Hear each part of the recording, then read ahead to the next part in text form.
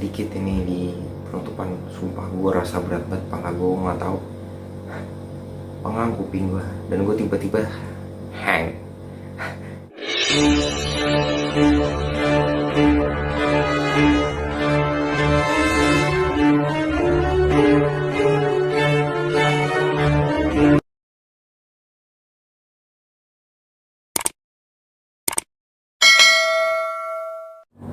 Oke, halo saudara-saudara yang terbaik semua di muka bumi ini. I love you so much. And sesuai tema, welcome to Black Hornet. Gak boleh banyak gerak. Ya, hari ini kita akan bawakan tentang hal yang sangat rumit dan sangat dalam. Yaitu kita harus berterima kasih kepada Lucifer atau Dajjal. Why? Karena yang kita harus tahu, kita sekarang gampang sekali mempelajari segala hal. Misalnya kita mau memperbaiki AC, kita takut ditipu, kita bisa ketik di internet modus-modus penipuan. So, internet is very helping us. So, kenapa internet berhubungan dengan Dajjal? Oke. Dajjal juga memiliki awak-awak lain seperti Tuhan memiliki awak, dia juga punya awak. So, kita akan menjelaskan 3 awaknya dulu. Yaitu yang pertama,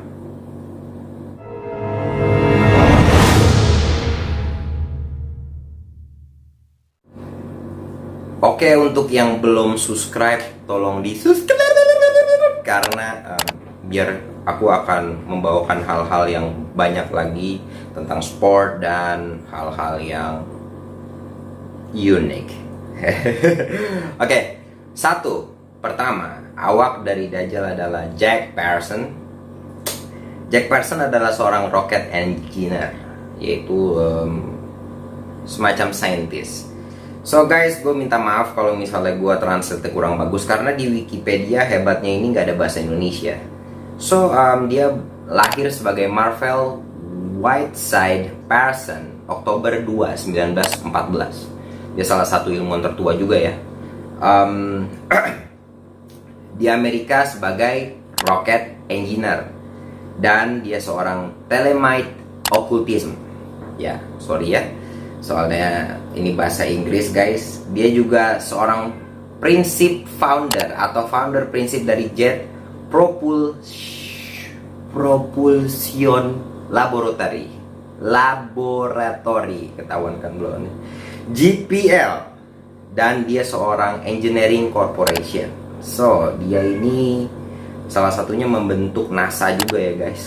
Dia yang buat, istilahnya poinnya adalah dia yang membuat satelit bisa di atas.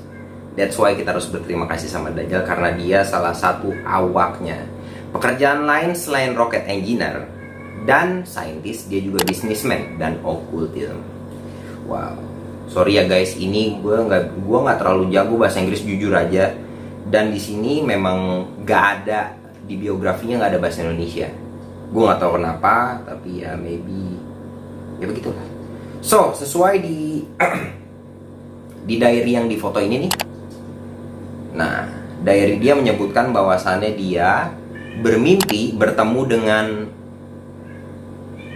Belerion Dajjal, dan dia mengatakan, "You are helping me," artinya lu bantu gue supaya dia bisa nerbangin roket dan adanya satelit sehingga kita bisa menggunakan internet. Ya, hebat kan guys? Ya itulah, kita harus berterima kasih sama Dajjal, dan ini salah satu awak pertama maybe. Dan dia juga bilang dia mempelajari beberapa ilmu tentang satanis. Dari situ dia dapat mimpi. Ya iyalah, kan dia Lucifer, Dajjal langsung turun lah membantu dia untuk mengiyakan. So, tapi ini juga takdir guys. Awak kedua.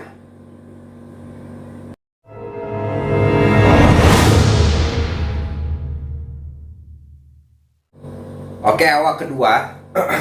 Francis Bacon lahir pada 1561, meninggal pada 1626, adalah filsuf dan politikus di kerajaan Inggris. Ia merupakan salah satu tokoh yang menetapkan dasar-dasar empirisme melalui penggunaan metode induktif. Sorry guys, gue baca. Dalam penemuan-penemuan dengan mengandalkan pengamatan dan percobaan serta menetapkan hasil percobaan hanya dari susunan fakta-fakta. Bacon mengambil peran dalam melakukan pengembangan ilmu. Wow, ia meyakini bahwa kebenaran hanya dapat diperoleh dengan cara berpikir induktif. Wow. Bacon juga meyakini bahwa segala jenis pengetahuan dan ilmu bersumber dari filsafat. Ia juga meyakini bahwa filsafat mencakup semua jenis ilmu sebagai bidang kajiannya. Wow, ia merupakan salah satu filsuf di dunia barat yang tidak menjadikan dogma agama sebagai landasan berpikirnya. So guys, itu sedikit biografi tentang dia. Tapi Francis Bacon pernah menyatakan bahwasannya hampir seluruh ilmuwan di masanya itu menganut ajaran satanis atau mempelajari hal-hal sihir atau gaib. Itu kata Francis Bacon. So, kita ke awak selanjutnya.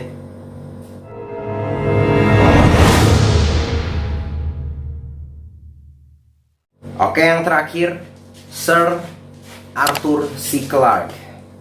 Wow, oke. Dia lahir di Somerset, Inggris, 16 Desember 1917, Colombo, Sri Lanka. Dan dia belum meninggal, guys. Oke, dia adalah seorang penulis dan penemu. Berkebangsaan Britania Raya, Clarke paling terkenal melalui novel fiksi ilmiahnya 2000 A Space Odyssey. Selama beberapa masa, dia pernah dianggap sebagai salah satu dari 3 besar dalam dunia fiksi ilmiah, bersama dengan Robert A. Heinlein dan Isaac Asimov. So, Sir Arthur tadi siapa? Clarke. Maaf, namanya susah. Gue biasanya ngomongnya Samsul Anwar, Saiful. Ya. Habis itu Sir Arthur ini pernah berbicara di tahun 1964, sebelum adanya handphone dan lain-lain lah teknologi seperti sekarang. Dia udah bicara tentang perkembangan teknologi yang luar biasa, guys. Ya, salah satunya akan mengurangi interaksi antar manusia.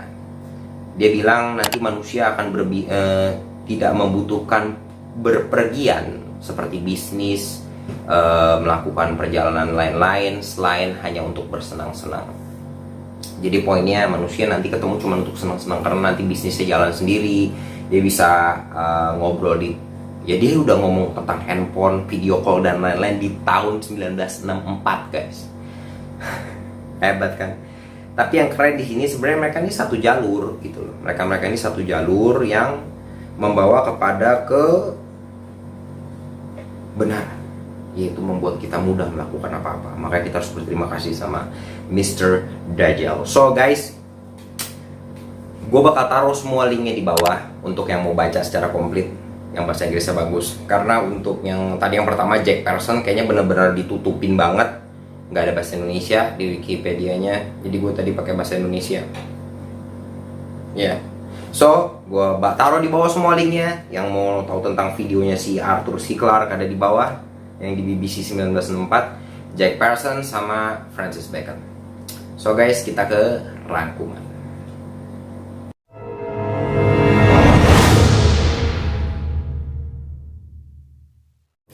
Oke guys, yang pertama adalah di rangkuman, yaitu bersyukur. Kita harus bersyukur atas bantuan-bantuan yang dibangun oleh Dajjal lewat para ilmuwan-ilmuwan yang tadi. Itu baru salah satu loh. Tapi seperti di video ini, bahwasannya mereka ada juga karena yang Al-Khawarizmi juga membantu dong, ya nggak? Tapi ya kalau Al-Khawarizmi memang nggak termasuk salah satu dari awaknya Dajjal. So, kenapa bersyukur? Bisa bayangin nggak kalau kita hidup di tahun-tahun dimana pabrik awak-awak Dajjal ini belum keluar? Ya nggak? Kita kalau belajar harus jauh-jauh pergi nyamperin guru. Ya nggak? Mau tahu hadis tuh ini omongan orang apa nih hadis bener, nggak tahu ya kan? Terus kalau mau tahu tentang apa hal-hal kecil kayak apa sih manfaat jeruk nipis, kita nggak tahu. Nah sekarang dengan internet ini kita bisa melakukan apapun, dimanapun dan kapanpun. Gila nggak tuh? Iya nggak? Dan contoh kecilnya lagi, kita harus bersyukur guys. Dajjal membantu kita untuk azan. Nah, zaman Bilal bin Rabah, coba lo imajinasi deh kalau azan harus teriak Allahu Akbar Allah pakai emosi. Nah sekarang Dajjal lagi, kita mau azan. Nah ini gue nggak tahu ya, dia ini sebenarnya bertujuan juga membantu apa gimana, gue nggak tahu. Cuman itu sangat helping gitu loh. Nah kayak sekarang kita mau nemuin hadis or apa nih kebenaran tentang dari pembicaraan orang, kita tinggal ketik di Google. Ini hadisnya benar nggak nih? Sahih apa doif? Nah nggak? Gampang. Terus mau belajar apa-apa tinggal ketik. Nah itu bantuan. So kita harus bersyukur atas bantuan si Dajjal ini guys. Nah contoh di Jepang, tembakan yang bisa pelurunya tetap jalan, sebentar dong, jalan di bawah air, itu tembakan dari Jepang. Tapi kenapa Jepang pernah melarang senjata api? Karena menurut mereka membunuh dengan senjata api itu nggak ada seninya. Di Jepang itu orang mempelajari samurai ada yang sampai 30 tahun untuk menjadi ahli dari pedang guys. Nah nggak sepadan dengan orang yang cuma cecek dar gitu loh, nggak sepadan. So dia nggak melarang zaman itu, padahal dia yang menciptakan peluru yang bisa berjalan di bawah air. Tunggu dong. Oke guys, yang pertama kita harus bersyukur. Dan yang pastinya sebenarnya gini loh guys, di poin bersyukur ini, gue nggak tahu dia membantu apa ini senjata makan Tuhan, gue nggak terlalu ngerti ya. Dia yang bikin jadi senjata bagi dia juga, karena itu amat membantu kita juga untuk belajar ya, bagi yang mau belajar gitu loh. So jangan lupa bersyukur. Oke guys, di rangkuman yang kedua yaitu kebenaran. Nah dari sini sebenarnya membuktikan kebenaran dari ribuan tahun lalu orang-orang terdahulu yang membuat riwayat-riwayat maupun yang mencatat hadis-hadis gitu loh. So ada salah satu riwayat bahwa mereka tunggu dong, bahwa Mr. Dajjal itu mencuri pulpennya Gabriel or Jibril untuk menulis artefak, prasasti dan lain-lain. Artefak sih. Jadi untuk memalsukan kebenaran, sehingga kalau yang kita tahu ya artefak kan hampir semuanya sama, ya kan? Nah terus juga di beberapa riwayat, selain dia mencuri pulpen Jibril, dia punya kendaraan yang bisa terbang menit per menitnya itu hanya berapa menit ke negara lain gitu, semenit ke negara lain. Ada di riwayatnya guys, cuman gue nggak nyatet. So ini membawa ke kebenaran. Begitupun juga handphone juga ada di riwayat dari ribuan tahun lalu sebelum ada Francis Bacon, Al-Khawarizmi yang lain-lain. Di riwayat menyebutkan bahwa manusia nanti bakal memegang pena dimanapun, dan dia akan lebih senang dengan pendapatnya sendiri. Seperti yang kita tahu sekarang, orang lebih senang bikin kata-kata bijak sendiri dibanding mengikuti hadis ataupun ayat Injil, ayat Al-Quran, ayat Weda, atau ayat-ayat apapun. Dia lebih senang ngebanggain apa yang dia tulis sendiri dibanding apa yang dibawa oleh Tuhan dan para nabi gitu guys. Ya udah terjadi ya sekarang ya, dan itu ada di riwayat, dan ini membawa ke kebenaran guys, benar. Tapi kita tetap harus give thanks to Dajjal for the Toa and yang lainnya. Ini lagu siapa gue lupa. Oh Michael Jackson. Give thanks to Allah harusnya. Oke guys. Dan yang di kebenaran ini ada. So, dengan adanya handphone dan yang lain-lain, kita jadi jarang bersilaturahmi, kita jadi sibuk sendiri. So, kita memiliki adat baru yang, mohon maaf ya guys, ya kayak banyaklah adat-adat baru tuh atau kultur baru yang nggak membawa kebaikan ya sebenarnya. Gue juga bingung. Jadi yang harus kita ambil tuh dari kebaikannya si Dajjal ini memberikan akses, harusnya yang baik-baik gitu loh, tentang jati diri kita gitu loh, yang nyari tentang ayat Injil, tentang Al-Quran, tentang Weda, orang apapun yang tentang diri lu gitu loh, bukan yang lain gitu harusnya. So ini membawa kita ke kebenaran dan pengubahan adat gitu loh. Nah kayak sekarang nih, nggak apa-apa kalau kita tahu ya, zaman dulu ya, misalnya lu mau nikah nih sama orang tua lu deh, lu mau Kristen, mau Islam, mau Buddha, terserah, pokoknya harus sekeyakinan. Ya bener nggak? Kalau zaman sekarang nggak, kalau lu cinta ya nggak apa-apa gitu loh. Kalau lu cinta, selama lu cinta, lu bahagia nggak apa-apa. Dan itu mohon maaf guys, bukan masalah nggak open minded or open minded, itu namanya lemahnya iman. Gua nggak ngomong Islam, seluruh agama jadi lemah. Karena apa? Ya karena ini kebenaran dari segitiga. So gengs, next. Oke, yang terakhir, tujuan dari ini semua. Wow, Oke, tujuannya simple kok. Gue pernah baca buku Eckhart Tolle, New World atau New World, New World atau The Power of Now. Ini bukunya, The Power of Now atau New World.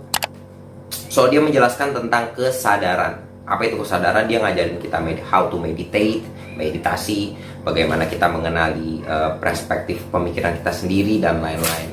So gue sangat appreciate dengan hal tersebut. Keren banget tuh buku gue baca, dan itu bukan tentang Islam ya guys, itu tentang overall gitu loh, universal. Dan itu bagus banget untuk kita mengenali diri. Nah, tapi kalau udah kenal diri, tujuannya kemana? Yang Kristen kemana? Yang Islam kemana? Yang Hindu ya udah pasti meditasi. Yang Buddha kemana? Jangan dirusak sama hal-hal yang berbau adat baru, yang mencampur-campur adukan segalanya jadi satu.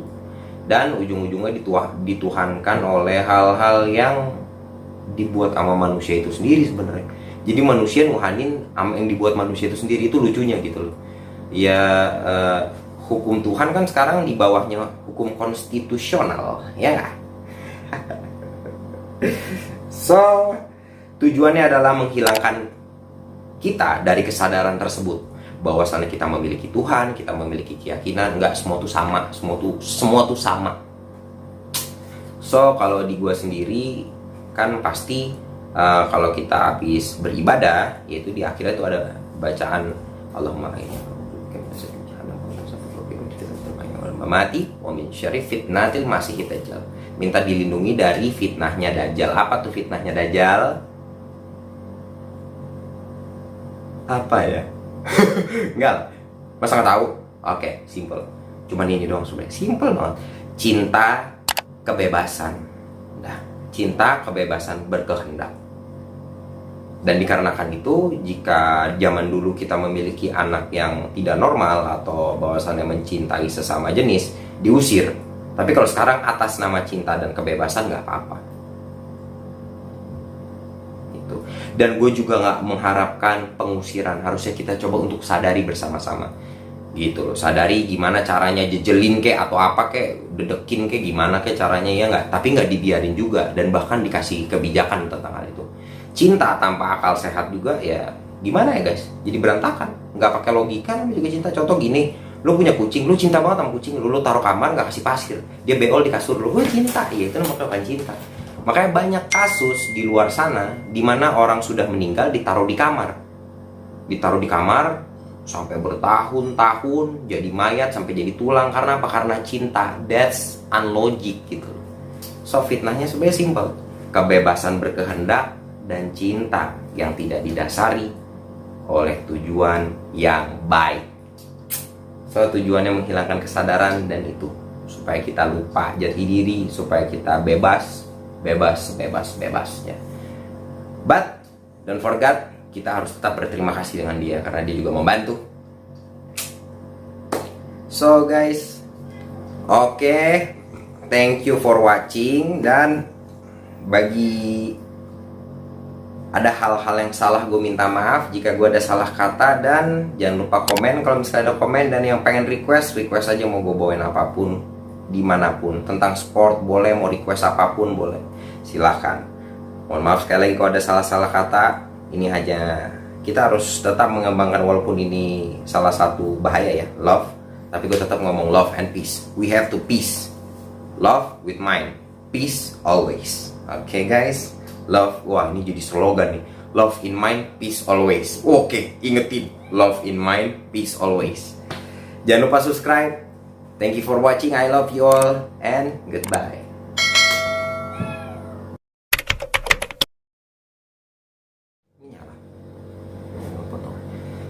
Guys, sedikit ini di penutupan. Sumpah gue rasa berat banget, kepala gue nggak tahu, pengang kuping gue, dan gue tiba-tiba hang. Soalnya gue mau ngomong kebenaran nih cuy, berat banget. Berarti ya semoga lah, kan gue menghargai ya, kenapa harus diserang gitu loh. Kan gue bersyukur gitu loh atas kebenaran yang dia bawa juga. Sumpah berat cuy. Sebenernya gue juga bingung bahasnya dari mana, soalnya ini pembahasan yang berat gitu loh. Ya tapi gimana, soalnya ini kan kita harus berterima kasih gitu, bukan begitu kan? Lah, udah dinyalain. Matiin dulu. Aduh.